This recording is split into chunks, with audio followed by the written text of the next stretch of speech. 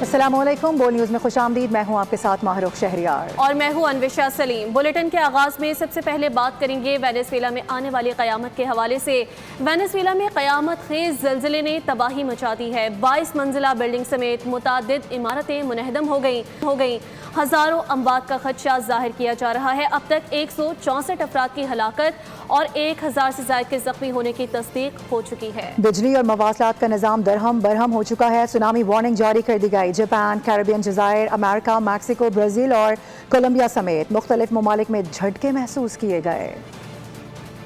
Venezuela میں زمین لرز اٹھی۔ 7.5 شدت کے ہولناک زلزلے سے درجنوں عمارتیں تہہ و بالا ہو گئیں۔ ہر طرف خوفناک تباہی، ہزاروں اموات کا خدشہ، ہنگامی حالت نافذ، سونامی کی وارننگ جاری۔ امریکی جیولوجیکل سروے کے مطابق شام 6 بجے آنے والا پہلا زلزلہ 7.1 شدت کا تھا۔ چند منٹ بعد 7.5 شدت کا ایک اور زلزلہ آیا۔ پہلے زلزلے کی گہرائی 22 اور دوسرے کی 10 کلومیٹر ریکارڈ کی گئی۔ دارالحکومت کراکس سمیت مختلف شہروں میں درجنوں عمارتیں زمیں بوس ہو گئیں۔ بڑی تعداد میں لوگوں کے ملبے تلے دبے ہونے کا خدشہ۔ مائکیٹیا ایئرپورٹ کو شدید نقصان پہنچا۔ لاگویرا شہر سب سے زیادہ متاثر۔ بجلی اور مواصلات کا نظام درہم برہم ہو گیا۔ جاپان کے مشرقی ساحل کے قریب بھی 6.9 شدت کا زلزلہ ریکارڈ کیا گیا۔ کسی جانی اور مالی نقصان کی اطلاع نہیں ملی۔ امریکہ، میکسیکو، کولمبیا اور برازیل میں بھی لرزش محسوس کی گئی۔